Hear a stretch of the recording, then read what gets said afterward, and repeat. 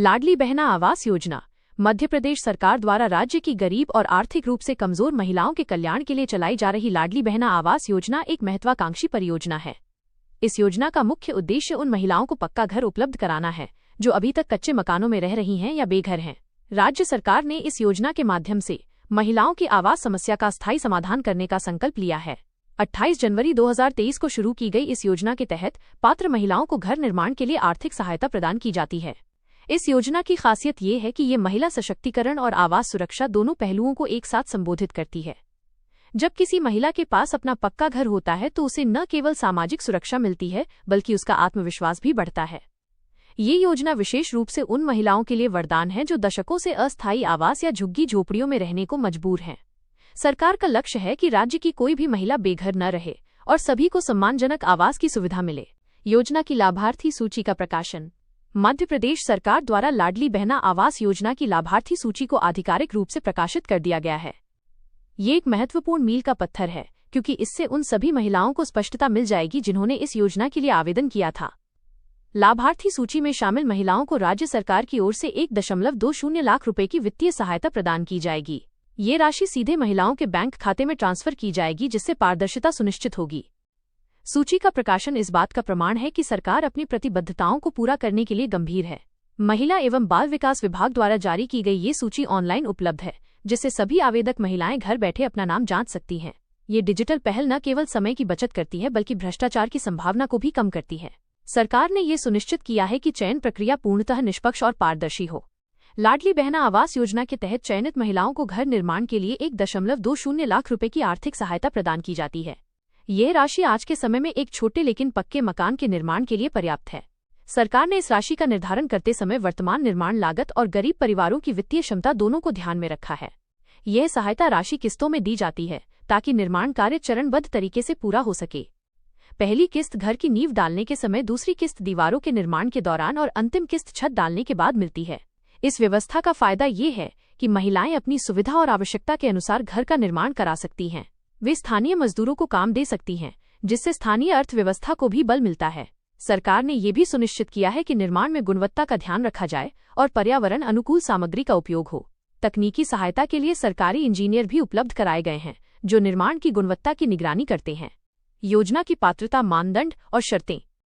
लाडली बहना आवास योजना का लाभ उठाने के लिए निर्धारित पात्रता मानदंड स्पष्ट और न्यायसंगत हैं।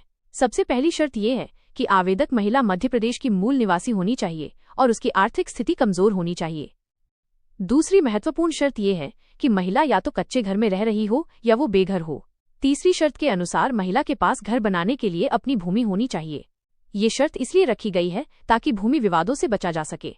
चौथी शर्त के अनुसार ग्रामीण क्षेत्र में रहने वाली और मजदूरी का काम करने वाली महिलाओं को विशेष प्राथमिकता दी गई है। पांचवी शर्त यह है कि महिला के पास बीपीएल राशन कार्ड होना चाहिए जो उसकी गरीबी का प्रमाण है। छठी शर्त के अनुसार महिला आयकर दाता नहीं होनी चाहिए क्योंकि ये योजना केवल आर्थिक रूप से कमजोर वर्ग के लिए है। ये सभी शर्तें इसलिए रखी गई हैं ताकि योजना का लाभ वास्तव में जरूरतमंद महिलाओं तक पहुंचे।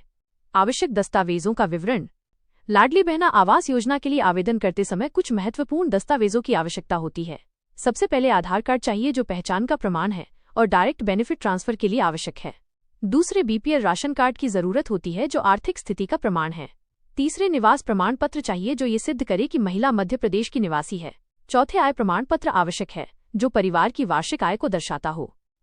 पांचवें, बैंक पासबुक का विवरण चाहिए जिसमें खाता संख्या, आईएफएससी कोड और शाखा की जानकारी हो। छठे, रंगीन पासपोर्ट साइज फोटो की आवश्यकता होती है जो हाल की होनी चाहिए। सातवें, सक्रिय मोबाइल नंबर चाहिए जो संपर्क के लिए इस्तेमाल होगा। सभी दस्तावेज स्पष्ट और सुपाठ्य होने चाहिए। यदि कोई दस्तावेज पुराना है या उसमें त्रुटि है तो पहले उसे सुधरवाना आवश्यक है। ऑनलाइन सूची जांचने की सरल प्रक्रिया। लाडली बहना आवास योजना की लाभार्थी सूची जांचना एक बेहद सरल प्रक्रिया है जिसे कोई भी महिला अपने मोबाइल फोन या कंप्यूटर से कर सकती है। सबसे पहले योजना की आधिकारिक वेबसाइट cmladlibehna.mp.gov.in का लिंक पर जाना होगा। वेबसाइट के मुख्य पेज पर लाडली बहना आवास योजना सूची का लिंक दिया गया है जिस पर क्लिक करना होगा। इसके बाद एक नया पेज खुलेगा जहां आपको अपना जिला, ब्लॉक, गांव और पंचायत का चयन करना होगा। सभी विवरण भरने के बाद कैप्चा कोड डालकर खोजे बटन पर क्लिक करना होगा।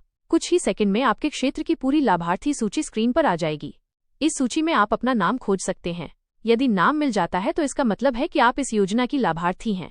सूची में नाम के साथ आवेदन संख्या और अन्य विवरण भी दिए गए होते हैं, जिन्हें नोट कर लेना चाहिए। योजना का सामाजिक और आर्थिक प्रभाव। लाडली बहना आवास योजना का मध्य प्रदेश की महिलाओं पर व्यापक सामाजिक और आर्थिक प्रभाव पड़ रहा है। सबसे पहले इससे महिलाओं की सामाजिक स्थिति में सुधार हो रहा है, क्योंकि अब उनके पास अपना पक्का घर है। दूसरे, ये योजना महिला सशक्तिकरण की दिशा में एक महत्वपूर्ण कदम है, क्योंकि घर का मालिकाना हक महिलाओं के नाम है। तीसरे, इससे बच्चों की शिक्षा पर सकारात्मक प्रभाव पड़ता है, क्योंकि अब उनके पास पढ़ने के लिए उचित स्थान है।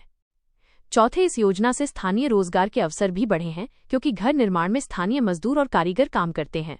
पांचवें, महिलाओं के स्वास्थ्य पर भी इसका सकारात्मक प्रभाव पड़ता है, क्योंकि पक्के घर में रहने से कई बीमारियों से बचाव होता है।